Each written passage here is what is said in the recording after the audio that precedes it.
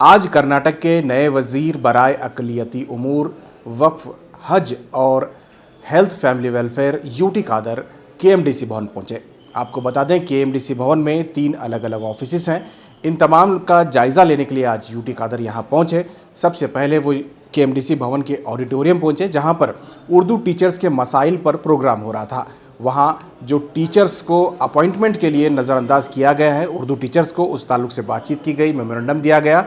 UT Kader ने कहा कि जो नोटिफिकेशन निकला है उसमें उर्दू टीचर्स के अपॉइंटमेंट्स नहीं है।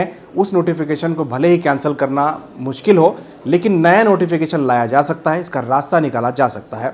इस पर उन्होंने क्लियर कहा कि वो उर्दू टीचर्स के मसाइल के तरफ तवज्जो देंगे और कल होने वाली मीटिंग में इस ताल्लुक से कोई अहम फैसला लिया जाएगा। इस मौके पर माइनॉरिटी महकमा के सेक्रेटरी मनोज जैन, केएमडीसी के चेयरमैन बीके अल्ताफ खान और माइनॉरिटी कमीशन के चेयरमैन यू निसार अहमद और कर्नाटक उर्दू एकेडमी के चेयरमैन मौलाना मोहम्मद अली खाजी के अलावा केएमडीसी, माइनॉरिटी कमीशन और उर्दू एकेडमी के मेंबरान डायरेक्टर्स मौजूद रहे। मेरे साथ हमारे माइनॉरिटी वेलफेयर के मिनिस्ट्री इज्जत माब खादर साहब हैं। मैं समझती हूँ कि हमारे बच्चों को नाइंसाफ़ी हुई है। जब हमें इस बात का पता चला 13 तारीख को ही वो लोगों ने सॉलिडरिटी, वो यूथ मूवमेंट वाले ने आकर मुझसे राबिता किया। उन्होंने एक एप्लीकेशन दी, तो झट से मैंने प्राइमरी और सेकेंडरी एजुकेशन मिनिस्ट्री के साथ राबिता किया। तो 15 अगस्त इंडिपेंडेंस के दिन ही उन्होंने प्रेस को एड्रेस करके बताया कि ये बिल्कुल नाइंसाफ़ी हुई है, इसका हम इंशाल्लाह ज़रूर ये नाइंसाफ़ी को दूर करेंगे, री-नोटिफाई करेंगे और किसी भी सूरत में उर्दू मीडियम से जो ताल्लुक़ रखते हैं बच्चे जो पढ़े ही, उनको नाइंसाफ़ी होने नहीं देंगे। तो ये करेक्शन करके आप लोगों को भी नौकरी देने का इंतजाम किया गया है। हमारे इज़्ज़त माब वज़ीर यूटी खादर साहब ने भी कल उनसे फ़ोन के ज़रिए बात किया। उसका आप मुखातिब करते वक्त वो बोलेंगे, तो उन्होंने उनको भी वादा किया कि ज़रूर ये सिर्फ ना ही उर्दू मीडियम के स्टूडेंट, मराठी स्टूडेंट्स को, तमिल स्टूडेंट्स को, ऑल लिंग्विस्टिक माइनॉरिटी स्टूडेंट्स, उनको इंजस्टिस हुआ है, ये सब लेकर हम अगर साथ चलेंगे तो इंशाल्लाह इंसाफ मिल जाएगा। आप इत्मीनान से रहिए, हुकूमत आपके साथ है, हम आपके साथ हैं। अस्सलाम वालेकुम। मुझे उर्दू में बात कर सकता है, प्रॉब्लम क्या है, मेरा उर्दू आपको नहीं समझता है। आದ ಕಾರಣ ಎಷ್ಟು ಜನ ಕನ್ನಡ ಗೊತ್ತಿಲ್ಲ? How many can't understand Kannada? Can't understand. Everyone can understand. Now who can't understand? Only one, no problem. Learn Kannada as soon as possible. ಈಗ ಬಹುಶಃ ನಾನು ದೀರ್ಘವಾಗಿ ಮಾತಾಡಲಿಕ್ಕೆ ಹೋಗೋದಿಲ್ಲ. ನನಗೆ ನಿಮ್ಮ ವಿಚಾರ ಎಲ್ಲ ಕೂಡ ನನಗೆ ಭಾಳ ಚೆನ್ನಾಗಿ ಇವತ್ತು ಗೊತ್ತಿದೆ.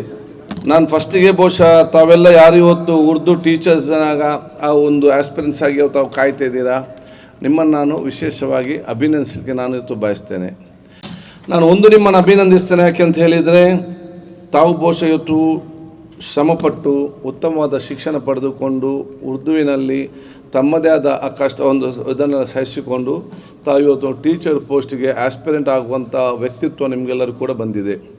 ಇದು ಭಾಳ ಅಷ್ಟು ಸುಲಭದಲ್ಲಿ ಬರಲಿಲ್ಲ. ನಿಮ್ಮ ಎಲ್ಲ ಕಷ್ಟಗಳನ್ನು ಸಹಿಸಿಕೊಂಡು ನಿಮ್ಮ ತಂದೆ ತಾಯಿಯಿಂದ ನಿಮಗೆ ಸಂಪೂರ್ಣವಾದ ಸಹಕಾರ ಕೊಟ್ಟು ನೀವು ಪ್ರೋತ್ಸಾಹ ಪಡೆದುಕೊಂಡು ತಾವು ಇವತ್ತು ಯಶಸ್ವಿಯಾಗಿ ಬಂದು ನಿಂತಿದ್ದೀರಿ.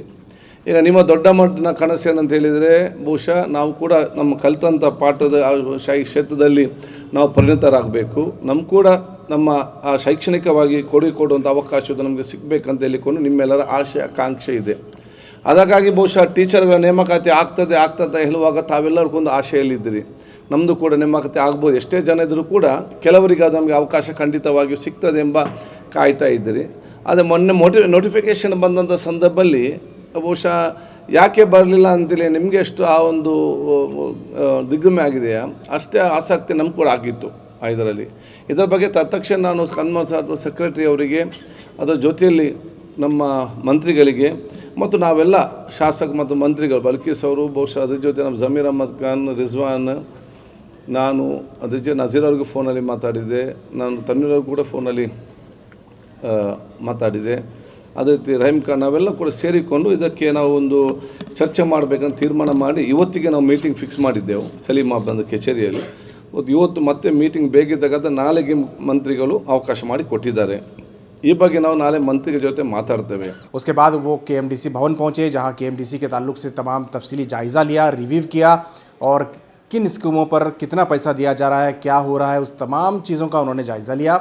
ಒಂದು ಬಹುಶಃ ಈ ವರ್ಷದ ಕರ್ನಾಟಕ ಮೈನಾರಿಟಿ ಡೆವಲಪ್ಮೆಂಟ್ ಕಾರ್ಪೊರೇಷನ್ನ ಅಧೀನದಲ್ಲಿ ಬರುವಂಥ ಹಲವಾರು ಯೋಜನೆಗಳು ಏನಿದೆಯಾ ಈ ವರ್ಷಕ್ಕೆ ನಾವು ಇವತ್ತು ಚಾಲನೆ ಕೊಡ್ತಾ ಇದ್ದೇವೆ.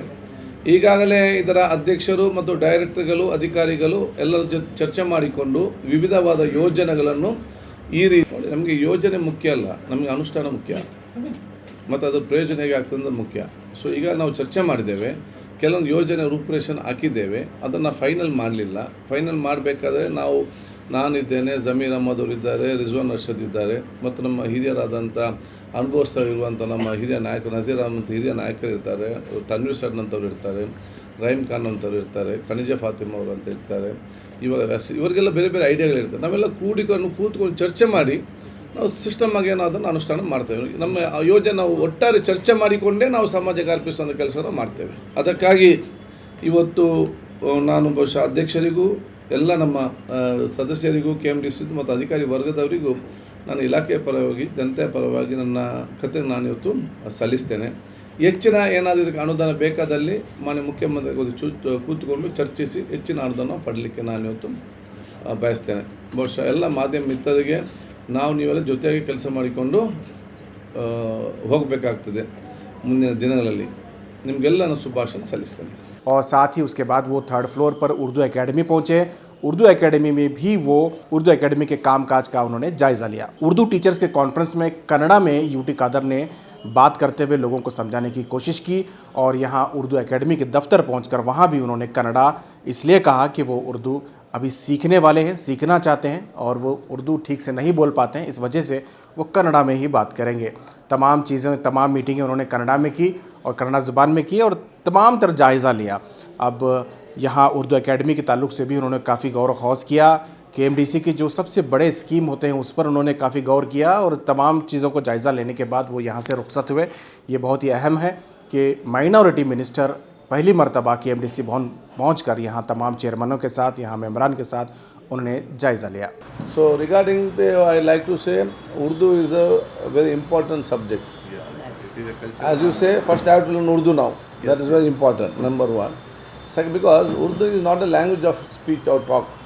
It is our history of a culture. How is our culture, our food habits, our dressing style. If everything joins, then it's a language. Yes, composite language is not only what we speak.